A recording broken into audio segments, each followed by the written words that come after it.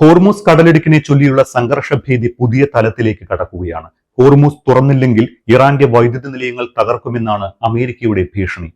ഇതിന് ഇറാൻ നൽകിയ മറുപടി അക്ഷരാർത്ഥത്തിൽ ഞെട്ടിച്ചിരിക്കുന്നതും ഭീതിയിലാഴ്ത്തിയിരിക്കുന്നതും ഗൾഫ് രാജ്യങ്ങളെയാണ്. വൈദ്യുതി നിലയം ആക്രമിച്ചാൽ പകരം അമേരിക്കയുടെയും സഖ്യകക്ഷികളുടെയും കുടിവെള്ളം മുട്ടിക്കുമെന്നാണ് ഇറാൻ മുന്നറിയിപ്പ് നൽകിയത്.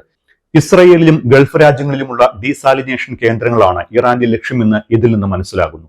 കടൽ വെള്ളം ശുദ്ധീകരിച്ച് കുടിവെള്ളമാക്കുന്ന സംസ്കരണ കേന്ദ്രങ്ങളാണ് ഡീസാലിനേഷൻ കേന്ദ്രങ്ങൾ. ഗൾഫ് മേഖലയിൽ കുടിവെള്ളത്തിന് മറ്റ് സംവിധാനങ്ങൾ ഇല്ലെന്നിരിക്കെ കടൽ വെള്ളം ശുദ്ധീകരിച്ചാണ് ഈ രാജ്യങ്ങളെല്ലാം കുടിവെള്ളമായി ഉപയോഗിക്കുന്നത്.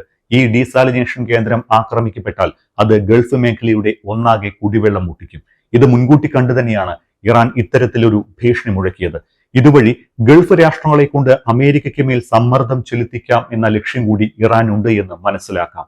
48 മണിക്കൂറിനകം ഹോർമൂസ് കടലിടുക്ക് തുറന്നില്ലെങ്കിൽ ഇറാന്റെ വൈദ്യുത നിലയങ്ങൾ തകർക്കുമെന്നാണ് ഡൊണാൾഡ് ട്രംപിന്റെ മുന്നറിയിപ്പ്.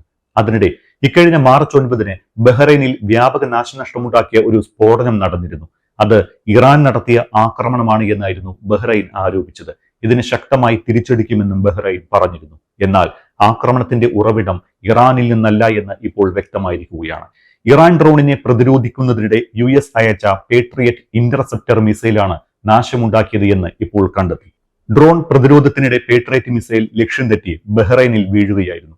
ഈ മാസം 9 പുലർച്ചെയാണ് മനാമയ്ക്ക് സമീപമുള്ള സിട്ര ദ്വീപിലെ മഹാസയിൽ ആക്രമണം നടന്നത്. അതിനിടെ ഇസ്രയേലിൽ ഇറാൻ ഇക്കഴിഞ്ഞ ദിവസങ്ങളിൽ കനത്ത ആക്രമണം അഴിച്ചുവിട്ടിരുന്നു. ഇറാൻ മിസൈലുകൾ അയച്ചതായി ഇസ്രയേലും സ്ഥിരീകരിക്കുകയും ചെയ്തിട്ടുണ്ട്. എന്നാൽ എന്ത് നാശനഷ്ടമുണ്ടായി എന്ന് ഇസ്രായേൽ ഇതുവരെ സ്ഥിരീകരിച്ചിട്ടില്ല.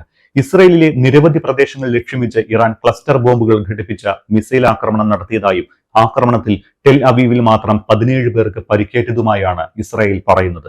കഴിഞ്ഞ 24 മണിക്കൂറിനിടെ ഇസ്രയേലിൽ 250-ലേറെ പേർക്ക് പരിക്കേറ്റതായി ഇസ്രായേൽ സ്ഥിരീകരിച്ചിട്ടുണ്ട്.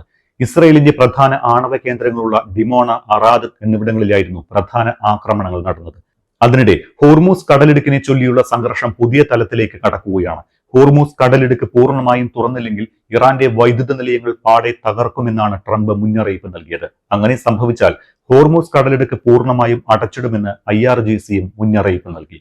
തങ്ങളുടെ നശിപ്പിക്കപ്പെട്ട ഊർജ്ജ കേന്ദ്രങ്ങൾ പുനർനിർമ്മിക്കുന്നതുവരെ ഹോർമൂസ് കടലിടുക്ക് പൂർണ്ണമായും അടച്ചിടും, ഒട്ടും തുറക്കില്ല എന്നാണ് IRGC അറിയിച്ചിട്ടുള്ളത്. അതേസമയം ഹോർമൂസ് കടലിടുക്ക് തുറക്കുന്നതടക്കമുള്ള നടപടികളിൽ 22 രാജ്യങ്ങൾ അമേരിക്കയ്ക്ക് പിന്തുണ അറിയിച്ചതായി റിപ്പോർട്ടുണ്ട്. നാറ്റോ സഖ്യരാജ്യങ്ങൾക്കൊപ്പം UAE, Bahrain, Japan, Australia, Korea, New Zealand എന്നീ രാജ്യങ്ങൾ ഉണ്ടാകുമെന്ന് NATO secretary general Mark Rutte അറിയിച്ചിട്ടുണ്ട്. അങ്ങനെയെങ്കിൽ പശ്ചിമേഷ്യൻ യുദ്ധത്തിൽ ഇതൊരു പുതിയ നീക്കമാകും. നേരത്തെ നാറ്റോ രാജ്യങ്ങൾ അമേരിക്കയ്ക്കൊപ്പം കൂടില്ല എന്ന് വ്യക്തമാക്കിയിരുന്നതാണ്. ഇപ്പോഴത്തെ നിലപാട് മാറ്റത്തിന് കാരണവും വ്യക്തമല്ല. ഒരുപക്ഷെ ആഗോള വിപണിയിൽ ക്രൂഡ് വില കുതിച്ചുയരുന്നതാകാം നാറ്റോ രാജ്യങ്ങളെ നിലപാട് മാറ്റത്തിന് പ്രേരിപ്പിച്ചത്. ആഗോള എണ്ണ നീക്കത്തിന്റെ 1/5 ഭാഗവും നടക്കുന്ന ഹോർമൂസ് 3 ആഴ്ചയായി അടഞ്ഞുകിട്ടുന്നതോടെ ലോകരാഷ്ട്രങ്ങളിൽ ഭീകരമായ പെട്രോളിയം പ്രതിസന്ധി ഉടലെടുത്തിട്ടുണ്ട്. ഇത് ചൂണ്ടിക്കാട്ടി നേരത്തെ ട്രംപ് നാറ്റോ സേനയുടെ സഹായം തേടിയെങ്കിലും നിരസിക്കപ്പെട്ടിരുന്നു. രാജ്യാന്തര വിപണിയിൽ ബ്രന്റ് ക്രൂഡിന് ബാരൽ $113.44 ഉയർന്നിരിക്കുകയാണ്. ഇത് 45 മിനിറ്റിന് ശേഷം $111 താഴുകയും ചെയ്തു. വെസ്റ്റ് ടെക്സസ് ഇന്റർമീഡിയറ്റ് ബാരലിന് $100 കടന്നു. ഫെബ്രുവരി 27, അതായത് യുദ്ധം തുടങ്ങുന്നതിന് മുൻപ് ബ്രന്റ് ക്രൂഡ് ബാരലിന് $72.48, വെസ്റ്റ് ടെക്സസ് ഇന്റർമീഡിയറ്റിന് $67.2 വില. ഇതാണ് വലിയ തോതിൽ വർദ്ധിച്ചിരിക്കുന്നത്.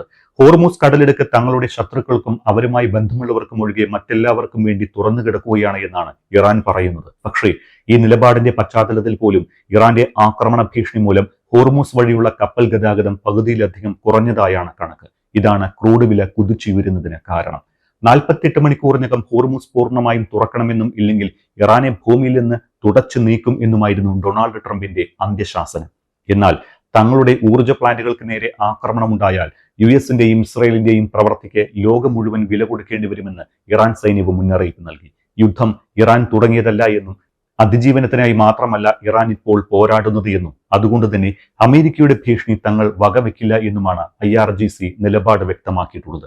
ഫെബ്രുവരി 28 ഇറാനിൽ ഇസ്രയേലും അമേരിക്കയും സംയുക്ത ആക്രമണം നടത്തിയതിന് തൊട്ടു പിന്നാലെ തന്നെ ഇറാൻ ഹോർമൂസ് അടച്ചിരുന്നു. ഇറാന്റെ ശത്രുക്കൾക്ക് മാത്രമാണ് ഹോർമൂസിൽ വിലക്ക് എന്നാണ് ഇറാൻ നിലപാട് എടുത്തിട്ടുള്ളത് എങ്കിലും ആക്രമണ ഭീതി കാരണം കപ്പലുകൾ കടന്നു പോകുന്നില്ല. അങ്ങനെ ഫലത്തിൽ ഹോർമൂസ് ഇപ്പോൾ അടഞ്ഞുകിടക്കുകയാണ്.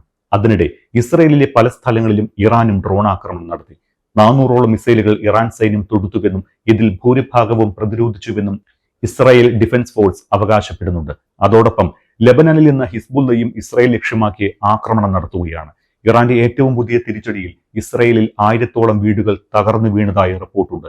യുദ്ധത്തിൽ തങ്ങൾക്കുണ്ടായ നാശനഷ്ടങ്ങളിൽ നഷ്ടപരിഹാരം ആവശ്യപ്പെട്ട് 10,000-ലേറെ പേർ ഭരണകൂടത്തിന് അപേക്ഷ നൽകിയതായാണ് കണക്ക്. സംഘർഷാവസ്ഥ തുടരുന്നതിനാൽ ഇന്നലെ മുതൽ പ്രദേശത്തെ വീടുകളിൽ നിന്ന് 200ഓളം പേരെ ഒഴിപ്പിച്ചതായും വിവിധ മാധ്യമങ്ങൾ റിപ്പോർട്ട് ചെയ്യുന്നു. ഇറാന്റെ ആക്രമണങ്ങൾക്ക് തിരിച്ചടിയായി ലെബനന്റെ തെക്ക് ഭാഗത്തെ ഖസ്മിയ പാലം ഇസ്രായേലും ഇന്നലെ തകർത്തിരുന്നു.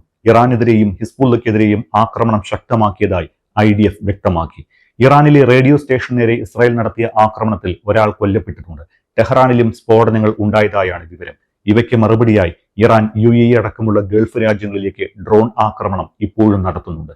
ഇസ്രായേലിന്റെ ഊർജ്ജ വാർത്താവിനിമയ മേഖലകളിലും അമേരിക്കൻ സൈനിക താവളങ്ങളുമുള്ള മറ്റ് പ്രാദേശിക രാജ്യങ്ങളിലെ സംവിധാനങ്ങളെയും ലക്ഷ്യം വയ്ക്കുമെന്നും ഇറാൻ മുന്നറിയിപ്പ് നൽകുന്നു. കഴിഞ്ഞ ദിവസം ഇസ്രായേലിലെ ഷിമോൺ പെരസ് നെഗേവ് എന്ന ആണവ ഗവേഷണ കേന്ദ്രത്തെ ലക്ഷ്യമിട്ട് ഇറാൻ ആക്രമണം നടത്തിയിട്ടുണ്ട്.